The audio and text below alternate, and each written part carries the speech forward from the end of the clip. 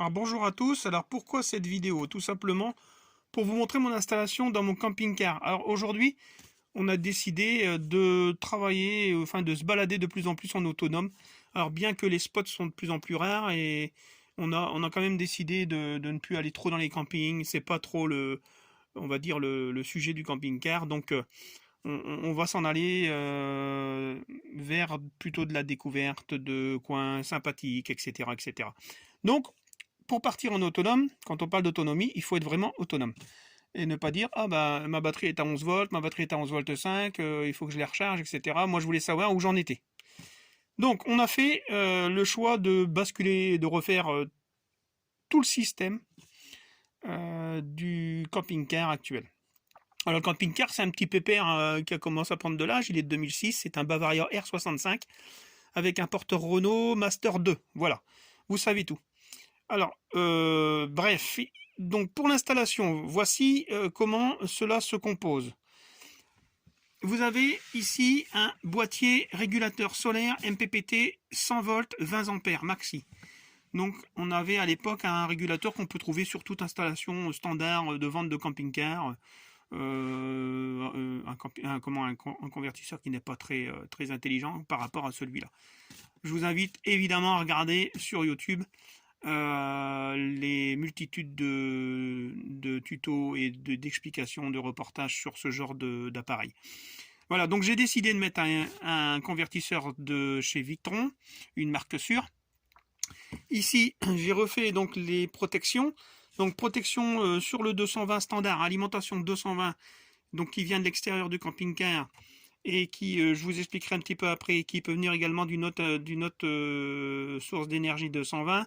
Donc ici nous sommes en 220, protection bipolaire, donc on coupe bien les deux pôles, hein, vous regarderez également la différence des disjoncteurs. Ah, ici c'est un B16 de chez Sursomme, voilà, ABL, et donc on est sur du 16 ampères. Voilà, on aurait pu mettre plus fort, mais bon, peu importe, 16 ampères c'est largement suffisant. Ici, j'ai monté donc une prise extérieure sous le camping-car, à côté du marchepied, pour pouvoir tirer une alimentation extérieure au lieu de tirer un fil à travers le camping-car ou en dessous le camping-car, etc., etc.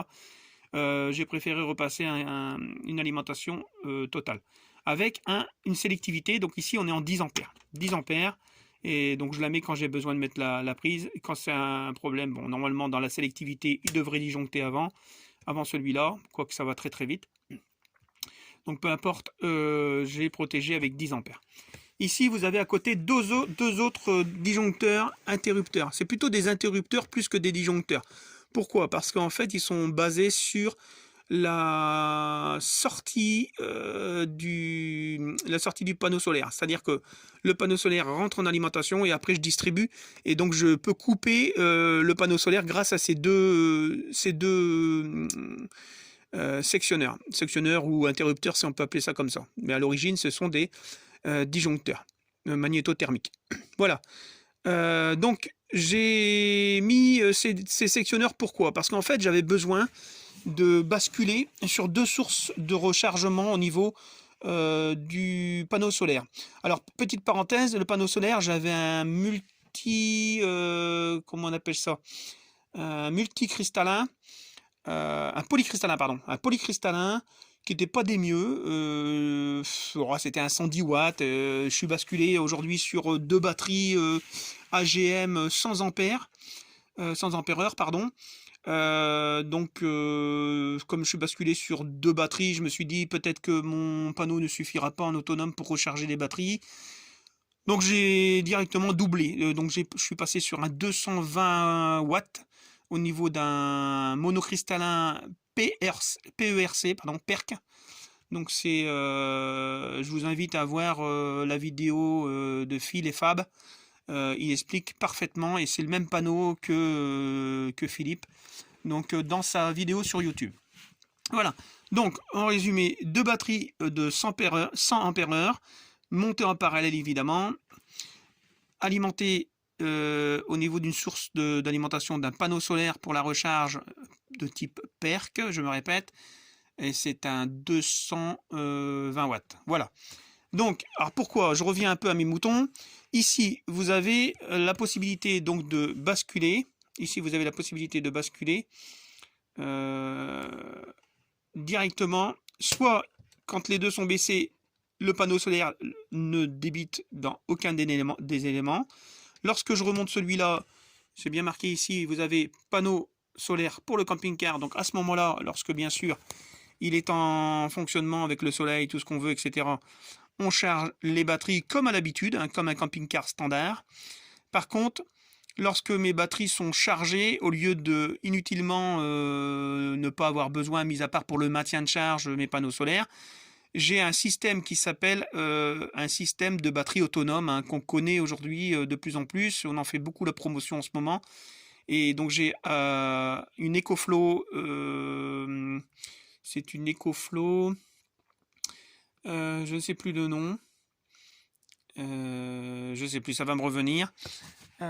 Donc l'EcoFlow, en fait, lorsque je veux la recharger, je baisse le panneau solaire au camping-car, je remonte ici l'EcoFlow, hein, voilà, je remonte celui-là, et ici, vous voyez, là, ici, j'ai ajouté une prise là, bien sûr qui est polarisée, hein, c'est pas une prise 220, c'est une prise polarisée pour brancher mon panneau EcoFlow. C'est-à-dire que lorsque l'EcoFlow est posé ici, je branche mon EcoFlow et je relève le sectionneur et je recharge via mon panneau solaire sur mon camping-car mon EcoFlow. Voilà.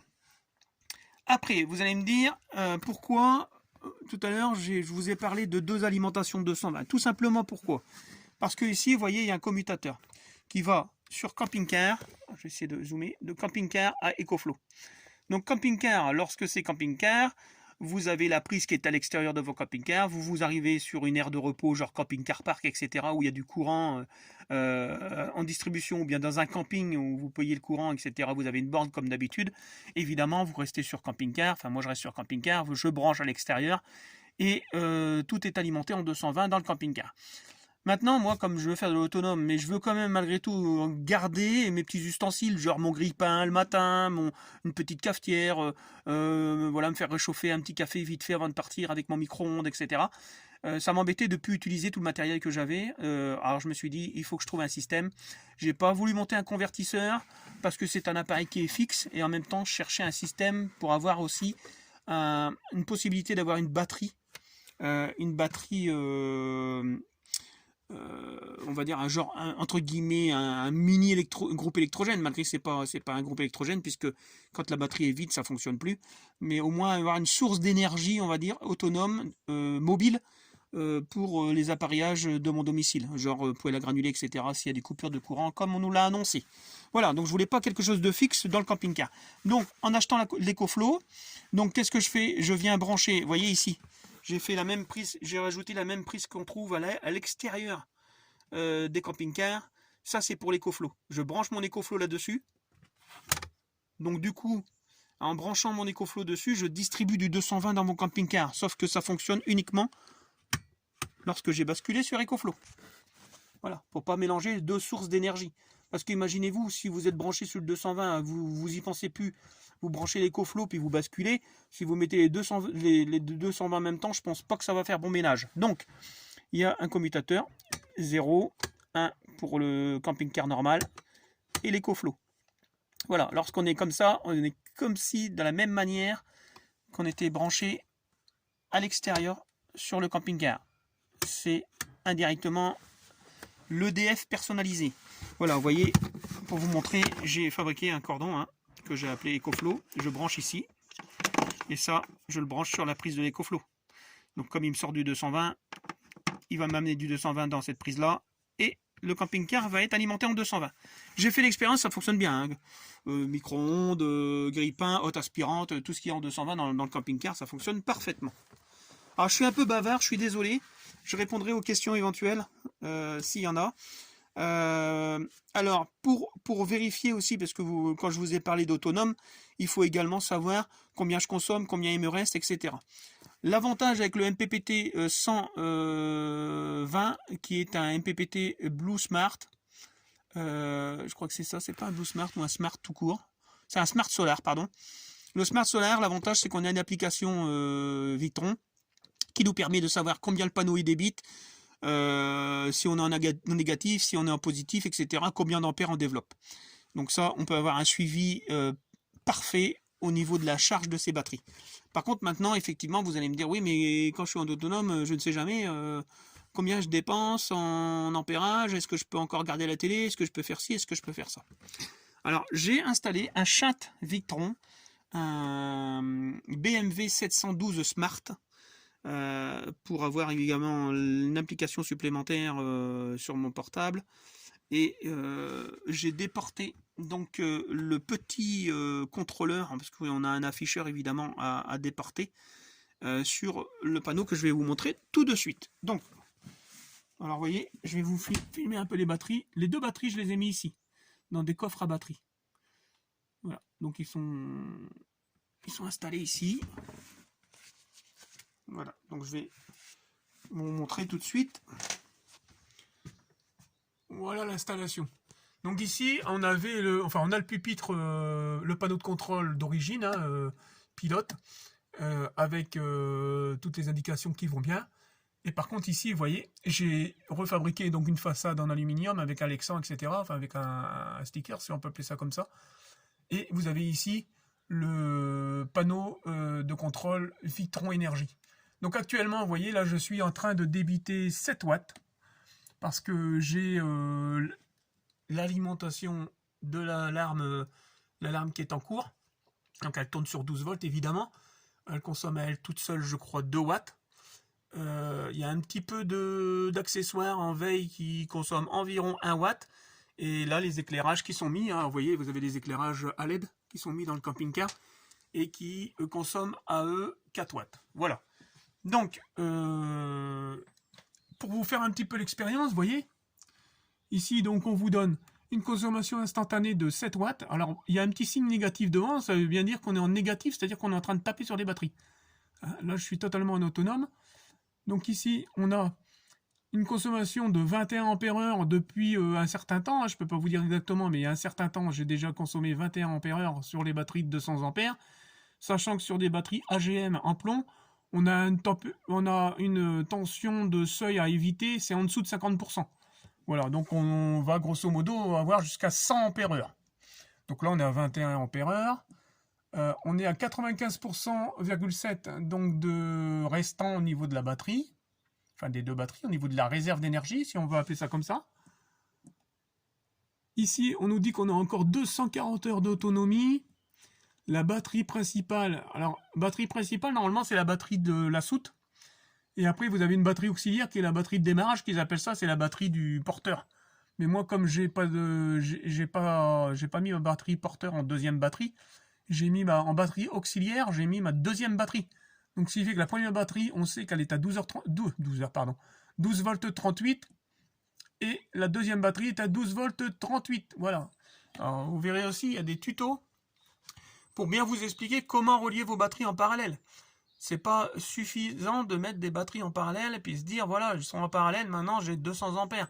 Il faut savoir pour l'équilibre de charge, l'équilibre de décharge, mettre la même longueur des câbles, la même section de câbles, avoir un branchement bien spécifique sur le chat du BMW 712. Voilà, donc tout est bien expliqué dans certaines vidéos sur YouTube. Il faut pas mal, comme on dit chez nous, il faut pas mal glaner, pas mal faire de recherche, mais ça sert à rien de faire des tutos pour répéter toujours la même chose. Donc là on est à 0,54 ampères, c'est-à-dire 544 milliampères de consommation actuelle, avec 7 watts. Je fais l'expérience d'éteindre mes lampes de camping-car. Vous allez voir, normalement je ne vous ai pas menti, on a une consommation sur les lampes allumées de 4 watts. Et je devrais descendre à 3 watts pour une consommation qui est normalement ma consommation en veille. Voilà, j'ai éteint et je suis bien à 3 watts. Donc là, c'est ma consommation en veille de mon camping-car en permanence. Alors pourquoi je suis obligé de consommer 3 watts? Parce qu'en fait, j'ai mon alarme qui est en permanence allumée. Alors elle est un peu gourmande, oui. C'est une alimentation, enfin c'est une alarme, pardon. Une alarme de maison que j'ai montée dans mon camping-car en 12 volts évidemment, puisqu'il y a un transformateur 220-12. Mais moi je l'ai monté en 12 direct. Et une petite carte SIM dedans, les capteurs, les cellules photo, les cellules photo et volumétriques. Tout est installé dans le camping-car. Il y a une multitude d'accès protégés. Je vous montrerai pas tout. vite fait, là, vous voyez, là, il y en a une là-bas, voilà, sans plus, mais il y a d'autres systèmes d'alarme un petit peu partout. Voilà, je me suis protégé un petit peu pour la partie autonome. Et donc ça, c'est un petit peu gourmand. Et puis ce qui est gourmand malgré tout, vous voyez, j'ai la partie... Alors vous allez me dire, oh là, il y a du matériel. Oui, je suis de métier. Voilà, c'est pour ça, je suis un peu de métier, je suis électrotechnicien, électronicien. Donc, j'aime bien cafouiller au fil. Ah, c'est pas très joli, hein. Le tauron, là, pas terrible. Avec des Colson, c'est pas terrible. Alors, je l'avoue, hein, pour les critiques, je les accepte. Mais je n'ai pas trouvé mieux. Heureusement que c'est un placard qu'on ferme. Et au fond, vous voyez, j'ai monté une petite prise qu'on trouve partout, hein. Donc là, j'ai mis une prise 12 volts, 5... C'est 12 volts, 5 volts, hein, pour tout ce qui est charge téléphone, etc., etc. Bon, moi, j'y branche ma caméra IP. Mais celle-là, vous voyez, elle reste allumée en permanence. Je n'ai pas voulu éteindre ou débrancher le petit voyant à l'intérieur. Oh, ça fait un petit truc. Bon, ça fait 1 watt de consommation avec donc cette partie-là, puis peut-être quelques petites choses qui tournent encore en veille, comme le détecteur de gaz ici. Voilà. Gaz sophorifique, etc. Donc là, ici, vous voyez, vous avez la caméra orientable, à distance. On va me dire, ah, mais comment vous faites pour... Alors, il y a plusieurs choses. Soit on achète un routeur. Alors, il y a des gens, ils achètent un routeur, et puis ils ont un routeur dans leur... un peu comme chez vous, hein. Mais il faut reprendre un abonnement, etc.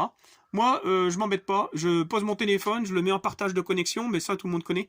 Je le mets en partage de connexion, je pose le téléphone à côté. Bien sûr, il faut que ça soit couvert de la 4G, hein, il faut qu'il y ait du réseau à ce moment-là. Et puis mon épouse, quand on est parti faire une petite balade à pied, et puis qu'on a laissé le petit chien-chien dans le camping-car, parce qu'en fait, c'est pour surveiller le chien-chien, hein, comme on dit, et pour surveiller le toutou.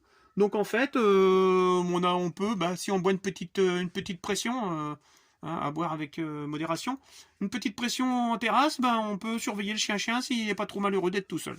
Parce qu'il n'aime pas être tout seul, comme beaucoup de petits chiens-chiens.